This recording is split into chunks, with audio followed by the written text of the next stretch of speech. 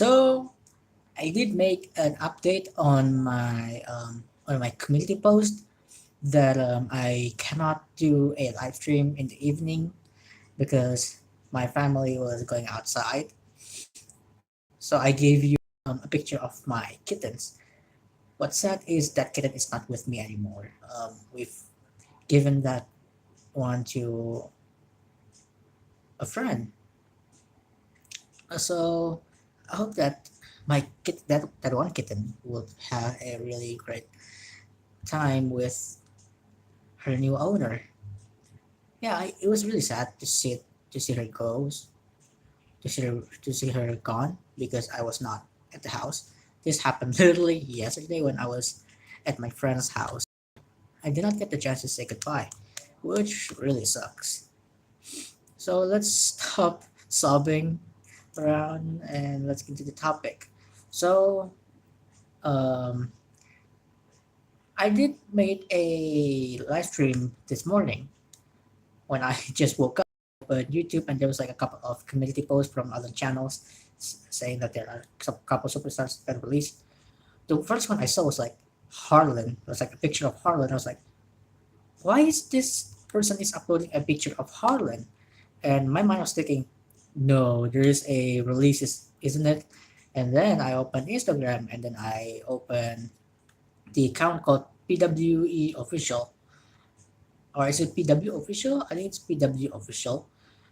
Um, and then he posted a couple of people who has been released by WWE, and some of the names really shocked me. And then I look up the more more of the list on the internet, and just like I said on my live stream, there are some names that I did not recognize either because they are a talent enhancement in both NXT UK or in NXT 2.0, or they are a trainer or referee, or basically people who are still in the performance center, which is really crazy that they release people who has not been on TV yet.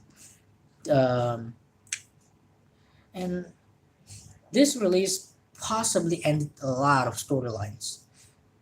First one, um, Harlan. Harlan's release is it basically ruined the storyline for Jogitsu because I thought he's going to be the one who mentored Harlan and make Harlan like his monster kind of character, but that didn't happen. And then Persia Pirota and Tessa Loomis, they're gone. This ruins the storyline between Index and Duja, which is a rivalry between Indy Hartwell and Tessa Loomis against Persia Pirota and Duke Hudson. Duke Hudson can still go as a single superstar, but Indy, I don't think so. So we're basically preventing the inevitable right here. At some point, Indy will be released if they have no idea how to use her as a solo competitor. She could be saved if Candice LeRae has made her return, but I don't think she will make her return in like a short time. I think she's going to make her return in like a long, um, like the next maybe next year. I don't know. It's probably not going to be like in the near future. So I really hope that they don't actually going to release Indie Hardware and they find a way to make her a solo competitor. I mean, you're going to make Wesley as a solo competitor, so I think they could do that with Indie Hardwell. And then Malcolm Bivens. So through the news is that he was offered for to extend his contract back in February, but Bivens said no. He's basically not released. I think his contract just expired, but it's weird that it's the same day as a lot of people who got released.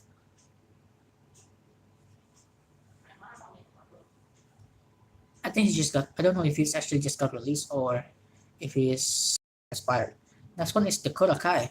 There's not a lot of information about Dakota Kai, whether her contract expired or she just got released. we still have no idea about that. For the Kurakai, I think she could get some fame in the streaming business. I mean, she's already a streamer on Twitch, uh, especially at the time when she was with the uh, BRE Start, which is a team with Christiana Baszler, um, Mia Yim, I think Dakota Kai, and then I forgot her name. Let's see. Uh, BRE Start. EDD.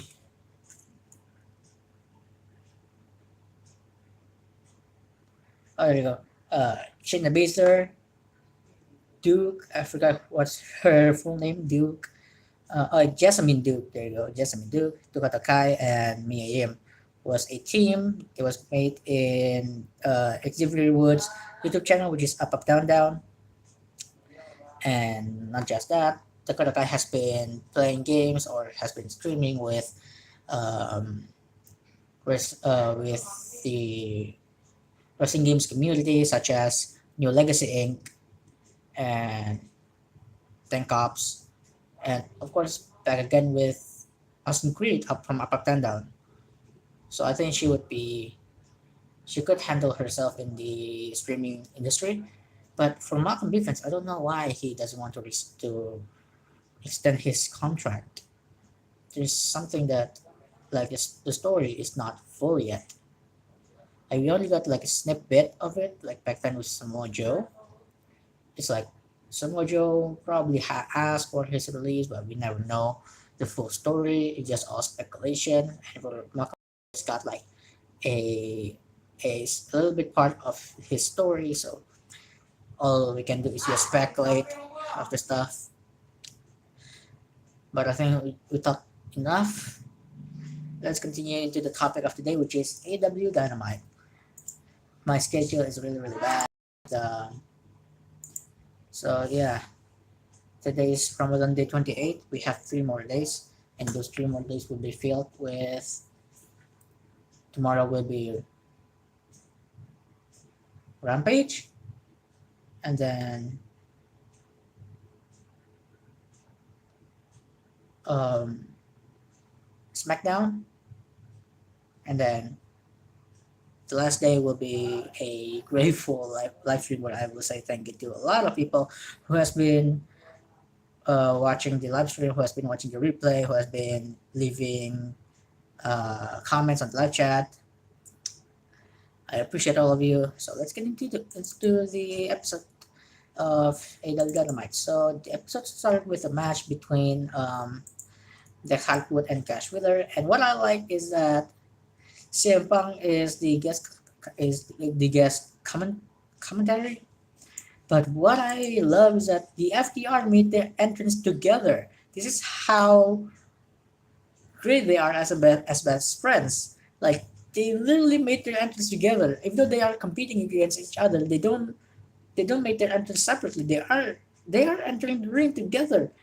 They made their entrance together, and I love that. I legit love that. The match was awesome. It has a lot of callback to the old Owen Hart or Bret Hart matches, and the fact that the match ended with a reverse small package, I really like that. And which one is Dex Hardwood? Hold on, Dex Hardwood. So Dex Hardwood is the bald one. Okay. So yeah, Dex Hardwood won the match, and then Cash Wheeler leaned onto him, and like he did, and it's basically like his body language is basically saying that you deserve it. Congratulations.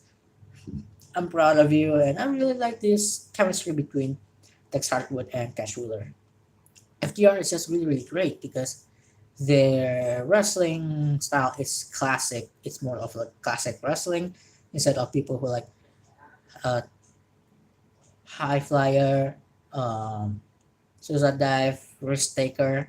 They don't do that. They just give like classic wrestling, and I love that.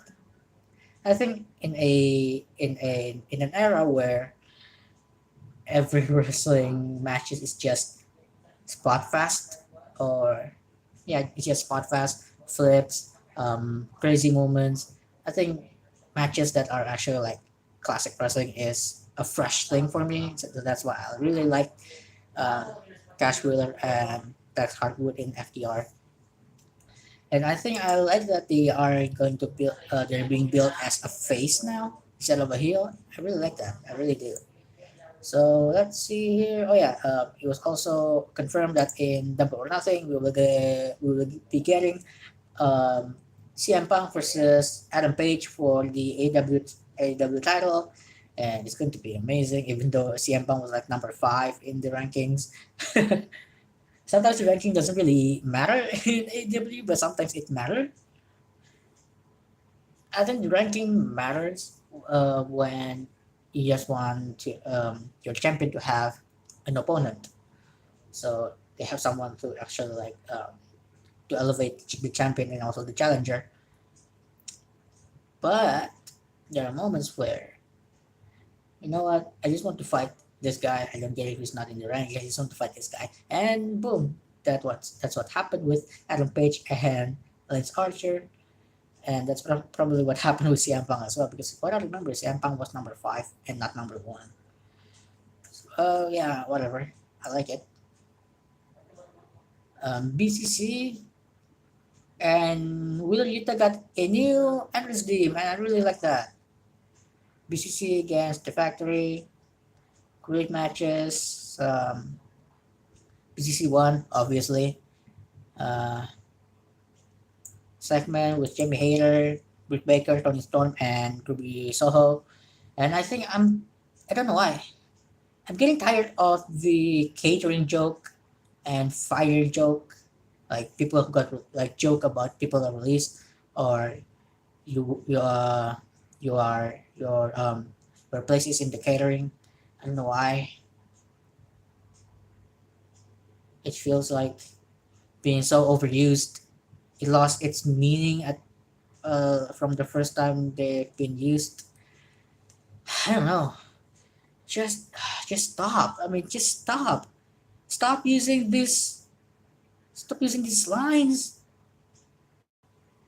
to take a shot at your opponent. Stop. Stop. And you are the only one who's using it. Britt Baker is the only one who used these lines. That's why it's so overused. Why? I don't understand. The first time we hear it, it was like, oh, damn, they actually acknowledged that part. And it was like, and at the over and over again when they had a confrontation which is with each other. It's just getting old. I don't know why. Is it just me or other people also feel this way? I don't know. I don't know. I just don't know. Let's continue.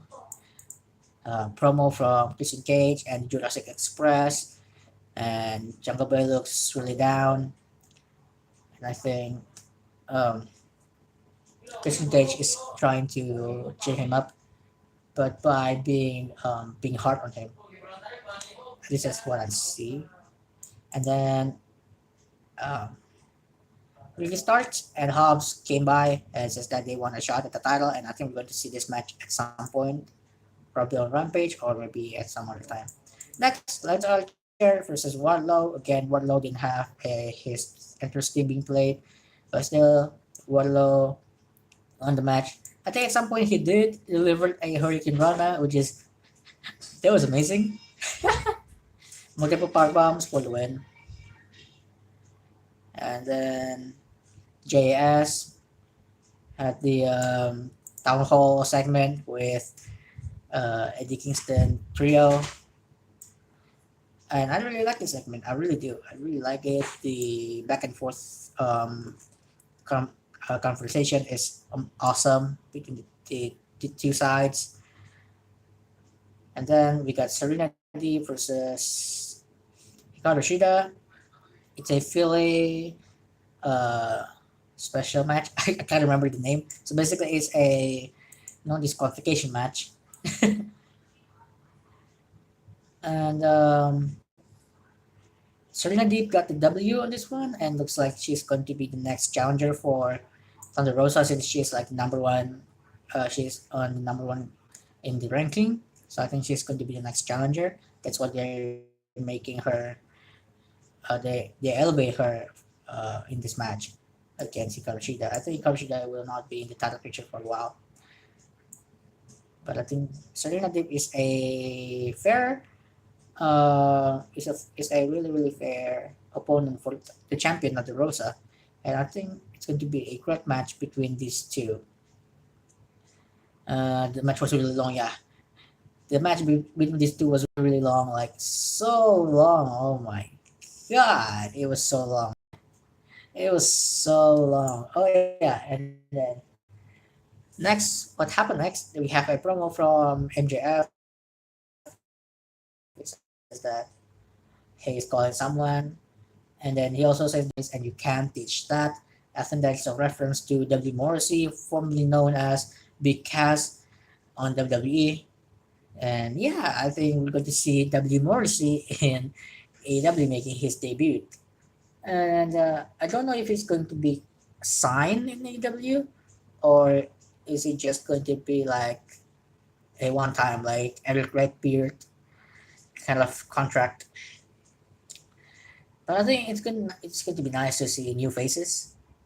I mean, they don't have to be signed, so every time they appear in one of their shows, it's going to be something special, you know. I mean, like Eric Redbeard, he made an appearance with the what the that triangle, and he got like a big pop. I have no problem with people who just came by and they don't sign a contract, but they just show up for a couple matches. Like for example, Minoru Suzuki. That's why he's so over because he's not signed. And then what's next? Oh yeah, we got a segment.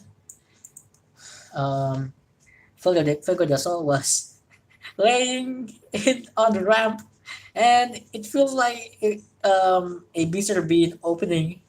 And then in the ring, we see Alex Abrahantes with his Pentaoscuro attire with the hood and the shovel, and then he talked some stuff. The um, the House of Black came to the ring after holding Fuego del Sol on the ramp, and then Penta Oscuro made his entrance, and then Pac made his entrance, and then Alex Abrahantes came out of the tunnel, and I was like, wait, no way! Ray Phoenix is back, baby! The Death Triangle is now complete once again. Ray Phoenix is back from his injury. Uh, he suffers a dislocated shoulder on the championship match against Jurassic Express, and that's how the Jurassic Express won the title from the Lucha Brothers. Yeah, it's not to see Ray Phoenix actually back. It's so amazing. It's really amazing. And then looks like we're going to get a match between Swerve and Darby Allin. I forgot if it's on Rampage or on Dynamite. And then Undisputed Elite versus the City Blonde, Dante Martin, Lee Moriarty, and Brock Anderson. I think the match was okay.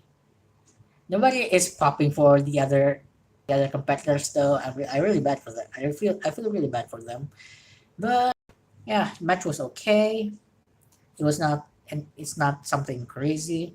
But in the end of the match, they hit Lee Moriarty with the four-way BT trigger, and then Adam Cole finished it with the boom. Cover 1, 2, 3, end of the match. They put on the Undisputed Elite shirt and they pose, and he's like, God, that's amazing. But after the pose, the camera cuts back to the backstage with Matt Bernard holding the camera. He pulls the cameraman, and shows that Santana and Ortiz has been attacked by JS, and that Eddie Kingston has been hit by a freaking fireball. A freaking fireball. I don't really like the gimmick of JS because they are really the sports entertainer gimmick. So they're going to do anything that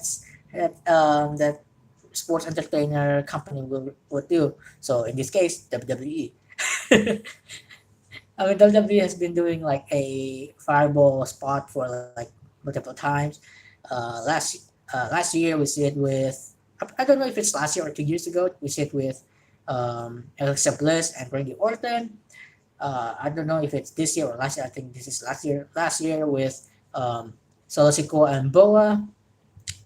So yeah, WWE has been using a lot of the fireball spot. So yeah, they're making fun of it, and that's the point of the JS gimmick, the sports entertainment gimmick. That's the point of them. They're just bringing all of the sports entertainment idea into their faction and just keep doing it. And one of them is actually the moment where Matt Menard did like an introduction of the team, like for some weeks.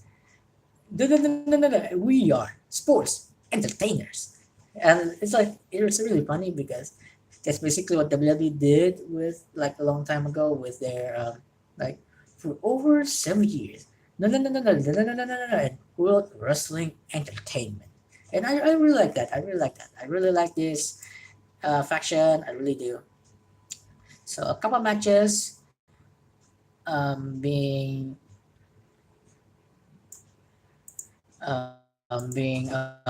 confirmed for AW Rampage, which is something I will watch tomorrow.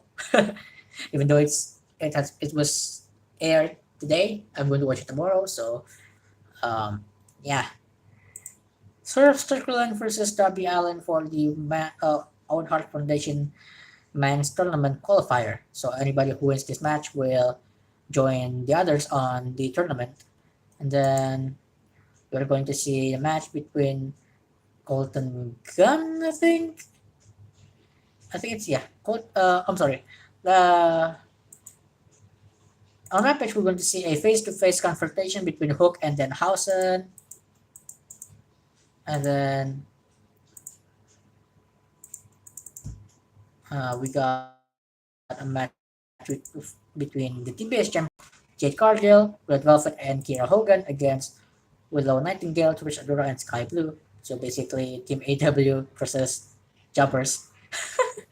I still don't understand why Red Velvet became heel and decided to be paired by Jade Cargill, who like if you don't know, like 2 years ago probably last year, they had a rivalry between Red Velvet and Jade Cargill. So I was like, what is going on? And then what's the next one? Oh yeah, Colton Gunn versus Keith Lee, and then Samoa Joe versus Trent Beretta for the ROH TV World Championship. So I think that's going to be really, I'm sorry, ROH World Television Championship, and I think that's going to be an awesome match.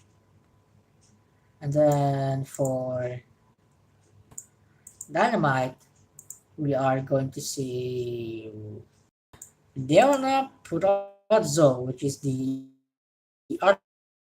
champion, against Mercedes Martinez, who is the ROH Women's Interim Champion. So we are basically seeing the Cody Rhodes and Sammy Guevara angle here, where you have the actual champion and the interim champion. And then we got a confrontation between Wardlow and MJF.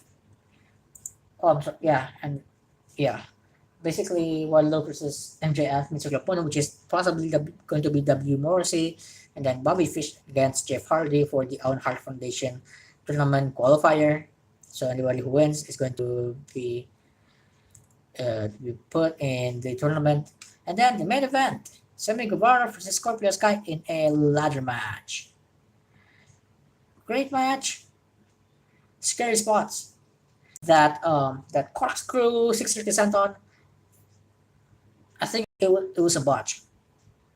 Scorpio didn't actually catch Sammy Guevara, so he's basically just falling 360 from the top of the ladder into the ground. I mean, into the ring. But a lot of sources are saying that Sammy did get a concussion or minor injury, but not something really big. But I mean, just why?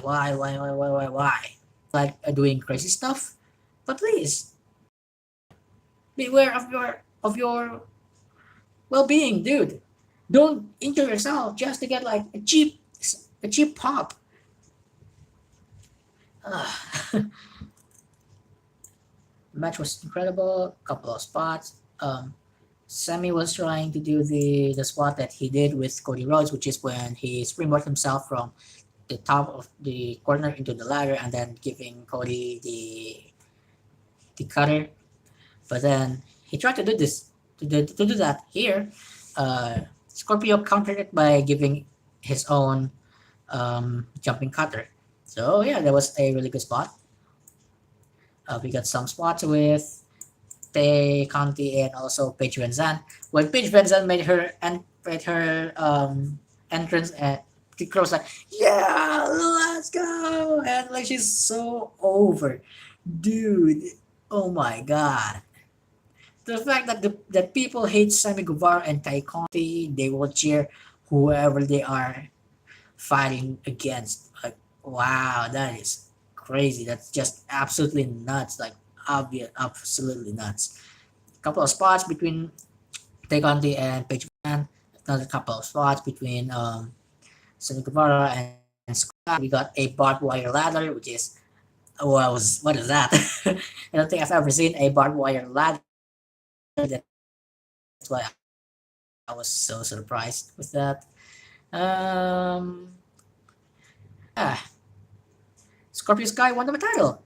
He is now a three-time, three-time TNT champion, and I think they're going to extend this rivalry once again. They're going to have another title match, possibly in Double or Nothing, and that will cement the title run for Scorpio Sky. So Sam is going to lose that match, and he's not going to be challenging the title for a while. And I think he's going to have like his own storyline with someone else. And Scorpio Sky will finally do some open challenge. And I think the first challenger will be Frankie Kazarian, and then we're going to get like next challenger and after challenger, and we will see where they're going with it. So yeah, I think that's my guess. Another match in Double or Nothing. Sammy lose. Sammy will be focused on another opponent. Scorpio will be focused on Frankie Kazarian, and then to another opponent until he finally lost the title. And they will focus on the new champion and others and others and others, etc., etc., etc. And I think it's going to be all about it for today. I've been live streaming for almost half an hour, and I think it's a good time to end it. Uh, Thank you so much for stopping by. I hope you guys enjoyed this live stream. I will be leaving now. My name is Devaja, and I'm signing out.